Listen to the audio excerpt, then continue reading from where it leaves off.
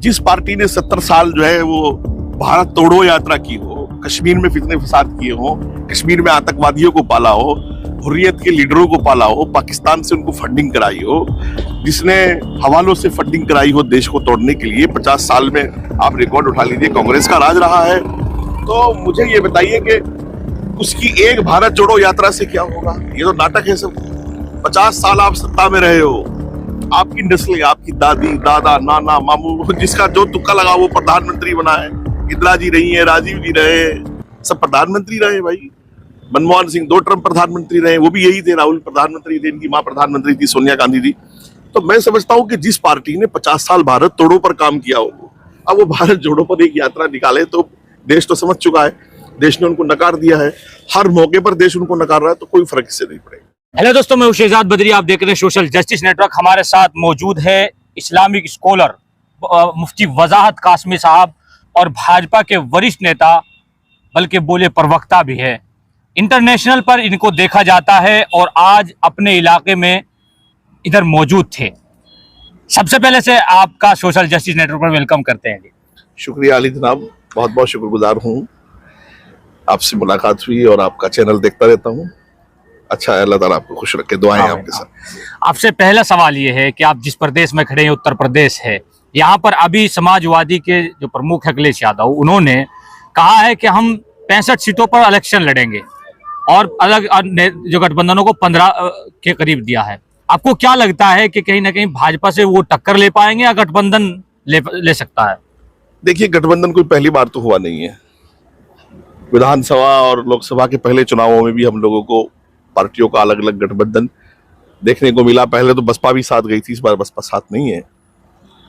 वो 65 पर लड़े, 75 पर लड़े, 85 पर लड़े, पूरा देश जानता है कि प्रधानमंत्री ने देश को जो गति दी है, जो तरक्की दी है, तरक्की की रफ्तार दी है, तो वो लोकल पार्टियां किसी भी स्टेट में, अखिलेश हो, उधर लालू हो, नीतीश हो, शरद पवार हो, कोई मुकाबला लोकसभा में है नहीं प्रधानमंत्री जी का।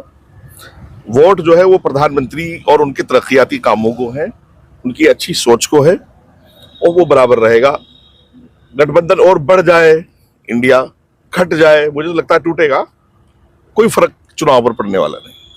आपसे दूसरा सवाल ये है कि आप दिल्ली में अच्छी तरीके से रहते हैं, समझते हैं, वो असल तो आप पूरी भारत की सियासत को समझने वाले हैं। आपकी पार्टी ने, उनका कहना है कि मेरे पास नोटिस भिजवा दिया अरविंद केजरीवाल जी को, क्या आपको लगता है उनको भी गिरफ्तारी हो सकती है? देखिए, ये सरकार का काम नहीं है। देश में एजेंसियां हैं, पुलिस एक एजेंसी है, ईडी एक एजेंसी है, सीबीआई एक एजेंसी है, एनआईए एक एजेंसी है।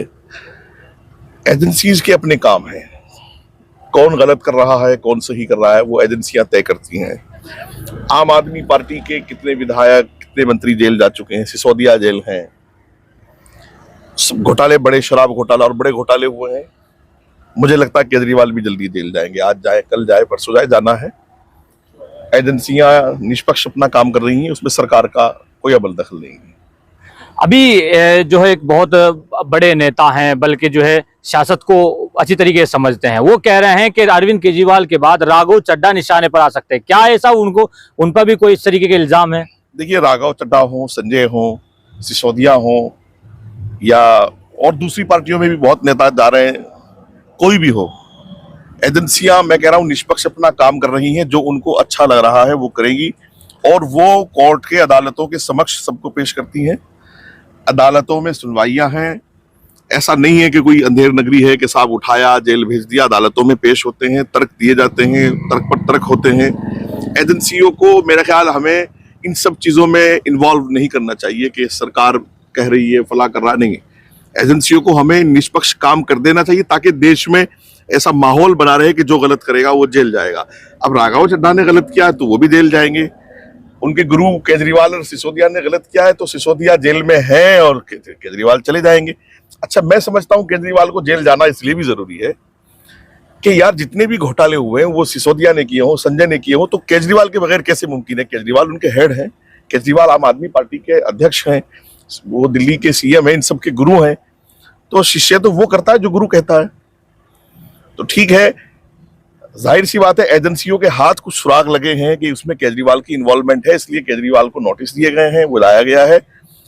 और एजेंसियां बहुत ही होशियारी से, चूंकि हमारे यहाँ अदालत की बालादस्ती है, अदालत जो है वो सबसे, सुप्रीम कोर्ट जो है हमारा सर्वसर्वा है, तो जाहिर सी बात है कि कोर्ट में पेश होते हैं और वहां तर्क देना होता है, तो एजेंसियां ऐसे किसी को नोटिस नहीं करती हैं। तो मेरा ख्याल तो यह है कि जेल जाना तय है। अच्छा, आपने क्या मजबूरी आ गई कि राजस्थान में अहम सांसदों को जो है विधानसभा का इलेक्शन लड़ाया जा रहा है, इस पर क्या सोचती है कि भाजपा को खतरा हो सकता है राजस्थान में? देखिए, ये मजबूरी नहीं होती है, वर्क है। भारतीय जनता पार्टी एक ऐसी पार्टी मैंने देखी, अगरचे मैं ऑफिशियली आपके चैनल पर कहता हूं कि भारतीय जनता पार्टी का मैं ऑफिशियली कोई पदाधिकारी नहीं हूं, उसके बावजूद मैं कहता हूं कि भारतीय, चूंकि मैं सब चीजों को नजदीक से देखता हूं, भारतीय जनता पार्टी एक ऐसी पार्टी है कि वहां कार्यकर्ता समर्पित है। आप उसको कहेंगे कि आपको जो है गवर्नर बनाया जा रहा, ठीक है। आप उसको कहेंगे कि भाई वहां से छोड़ करके आप लोकसभा के एमपी बने, ठीक है। आप उसको कहेंगे भाई लोकसभा के एमपी हैं आप, लेकिन अब विधानसभा लड़ेंगे, ठीक है। कार्यकर्ता समर्पित है और असल तो सेवा भाव से काम किया जाता है। आप विधायक रहे, एमएलए रहे, लोकसभा के एमपी रहे, मंत्री रहे, इससे कोई फर्क भारतीय जनता पार्टी के कार्यकर्ताओं को कम से कम नहीं पड़ता है। अच्छा, हमारा चौथा सवाल आपसे ये है कि लगता नहीं कि राहुल गांधी ने जो भारत जोड़ो यात्रा जो शुरू की थी, क्या भाजपा इसका मुकाबला कर लेगी? वो कह रहे हैं हमारे अंदर शक्ति है, हम पैदल यात्रा कर सकते हैं।